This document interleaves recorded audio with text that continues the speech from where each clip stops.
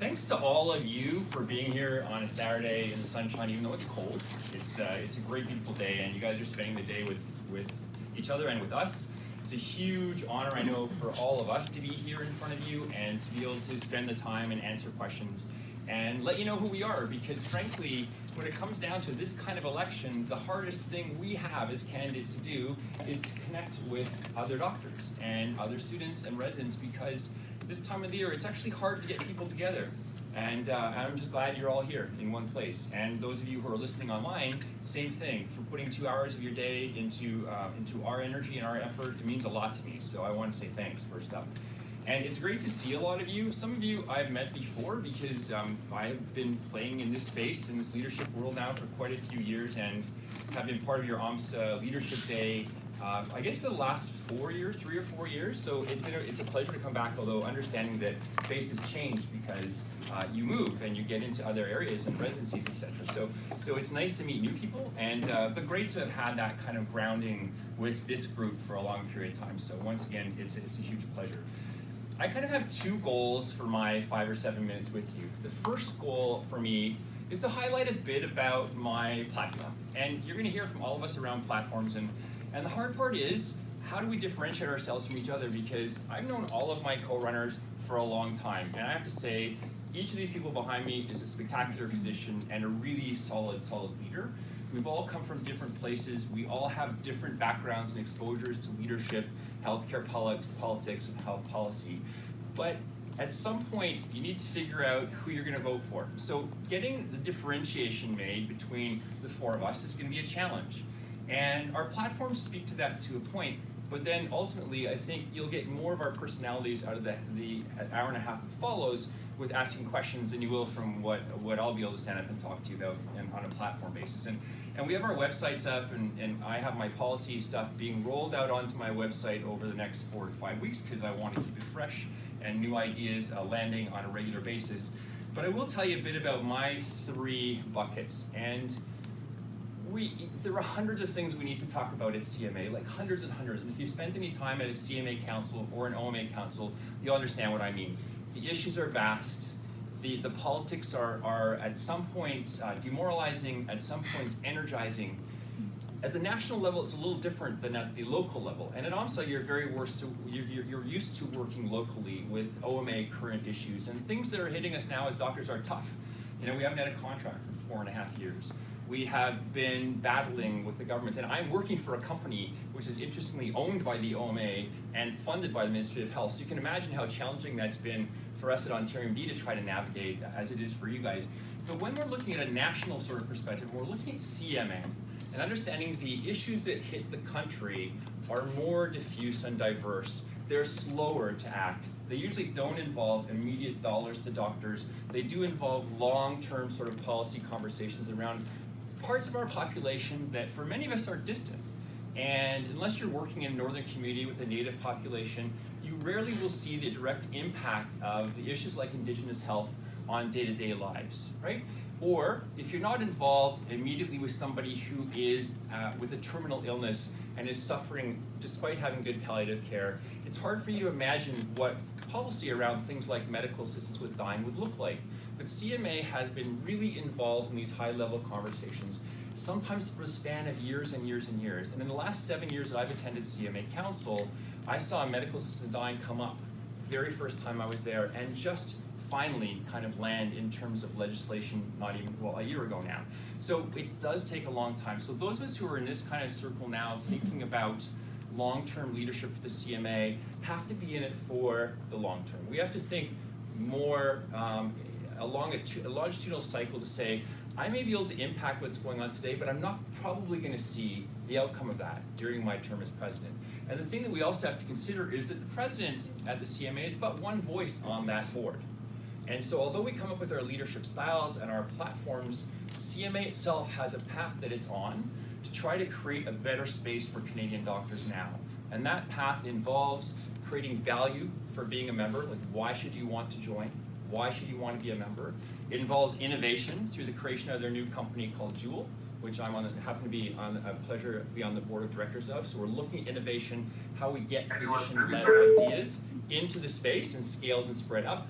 And CMA is taking a strong proactive view on governance reform, inclusion, and getting its board to a sizable number that will actually be more action and skills-based oriented than political oriented as it might have been in the past. So how do I want to take my platform pieces and put it into that sort of milieu? It's difficult. I've had it a bit lucky because having been involved in the Knowledge for Practice Advisory Group at CMA and with Jewel for the last 3 years, I've been able to see that transformation. So I've understood where it started and where I think we needed to get to by the year 2020. There's a whole new vision there. There's a whole new revision of the Code of Ethics, the Shared Member Values Statement, which is now in draft but will be published. It was passed this past month. It will be published on their website very shortly. And I encourage you to get a hold of that and have a look at where the association is going, because it is going to be a much stronger and more effective association over the next 3 to 5 years than we've seen it be, in my opinion, in the past. So my 3 pillars, obviously, we've had a tough year as docs, and you guys as students and residents have, in some cases, suffered the brunt of that. We look at the last year of the professionalism conversation, the civility, the bullying. You know, Ali Damji, who was your co-chair last year, happened to be doing a leadership elective with me at exactly the same time that he was being pummeled by the Angry Doctors Facebook group. And at exactly the same time that he was being interviewed by Teresa Boyle for the Star, and we, myself and 2 of my good friends, Josh Tepper and Danielle Martin, were trying really hard to try to guide him through that process to say, look, given what you're up against, what does it look like to go to the media? What does it look like to stand up to a bully versus do what my mother always told me, which is like, if you give them attention, they'll keep you and engage you. If you walk away from them, they won't bother you anymore. They're like, do you need to stay or do you need to walk away? How do you engage if you do engage? And being involved at the forefront of that with Ali and his peers was incredibly transformative for me. So I've seen where you guys have been as a group and what you've gone through, and I think I've learned from that. And it's really important for me to be thinking around professionalism, diversity, and inclusion. You know, we have seen moves at various councils before to have students and residents with less of a vote. There are some medical associations in Canada where students can't vote, and I think that's wrong. And I think we need to include the younger generation of clinicians and physicians in our world as much as we need to include guys like me that have been working for 25 years or some that have been working for 50 years.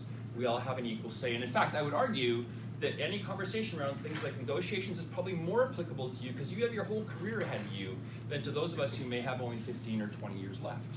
So I really am looking for a culture of inclusion and a conversation that changes the way we interact with each other. Because I believe that our conversations drive our culture. And if we tell ourselves over and over again, our lives are terrible, you made the wrong choice by going into medicine, there's no joy in this career, you're burnt out, you're beleaguered, you're constantly under the gun, all I have to do is say that 3 times and it becomes the truth, right? So I really want to change the conversations, understanding that we have difficult times we're living in, but frankly, they've always been difficult. They're a little bit more financially an issue these days in Ontario, but the world of medicine has always been a tough career. And those of us who got into it for a reason. We found joy in helping. We found joy in being a productive part of society. And I want to ensure that anyone who's not feeling that now gets that back, if possible. I think CMA has a strong role to play in that. Supporting physicians is a big piece of that. You know, we know that there are docs who are burning out. We know that there are docs who are looking for a career transition. I myself have transitioned my career in mid-path. Not because I was burned out, I was actually having a really good time, but because unfortunately I had an accident and had to quit for a while, and then reassessed and looked back and said, now maybe it's a time to jump off and look at other leadership spots. That's how I got into this world, at OMA as CMIO, and then at Ontario MD more recently. So supporting doctors in career decisions and choices is important, especially when you're training, because you guys have worries. Your worries are, what if I don't get a CARMS match? And 68 of you didn't get CARMS matches this year, right? What if I get into a CARMS position and I hate it? Can I switch? What if I get out there and I can't get a job? You know, should we have this discrepancy between matches and unmatches? Should we have so many people choosing subspecialties because they're worried about their $300,000 of debt or their $30,000 a year tuition? You know, maybe we need more generalists, but how do we ensure that if we need more generalists, that we appropriately reward them financially so that they can actually be productive in that career? As a family doc, I've been a generalist my whole life, and whether you're a general surgeon, internist, or physician, doc, psychiatrist, pediatrician, we need people like that. So I really want to work on a platform of support for doctors. It's not just about physician health. I believe it's about maintenance of joy. and the continuation of a relationship. I always joke that all my friends who are medical, and I have a lot of them, I look at, we are all incredibly hardworking. Like, all of them are working their butts off constantly, day in and day out, and I look around and say, are you burnt out? And not one of them, and I ask them, not one of them will say, I'm burnt out, or I'm approaching that. And the reason that I think is because they're still finding their joy, and because they have relationships with patients that sustain them at times when times are tough. So pushing that relationship piece is an incredibly important part for me. We need to think about health human resources. We need to think about the role of learners in our health system planning and policy space. And then ultimately, as a CMA president, we need to think too about advocacy on a much larger level for the country, because the election for the federal government will occur in 2019, which is the year of this president. And so having a strong position and being able to take a stand on things like Indigenous health.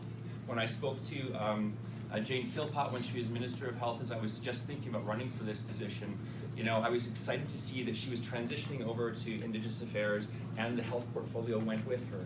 Because she's spectacular and she understands it, and incorporating health and policy and living conditions is the only way we're going to make things better in a truly truth and reconciliation kind of society. What about the health of our military? Life on bases is not easy. We see all kinds of dysfunction and horrible social circumstances in our military people. And this is an issue with how many times they have to move, their support services, heaven forbid, people become traumatized in war and come back and don't necessarily have the supports they need for post-traumatic stress disorder and mental health. We need to think about youth mental health.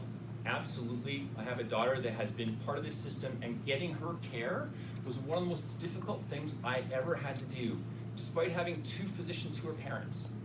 Two parents who are physicians, same thing I guess. But it was really, really tough just to get her attached to the appropriate care. Thank God now she's great, but that 2 years where we were struggling with her health was the hardest time of my life. And I know this is the same for many, many parents who don't have the resources or the contacts that myself and my wife do. You know, we're dealing with seniors care, we're dealing with the care of our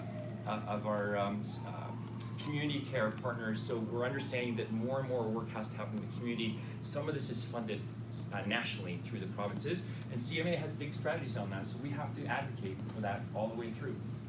So on that note, I will stop, because those are my three policy platforms. I'm coming to you with four ideas of how I want to lead. It's bold leadership, it's with honesty and integrity, with complete transparency, and with maintaining a strong view of mentorship, learning, and advocacy on behalf of all of you. So thanks very much.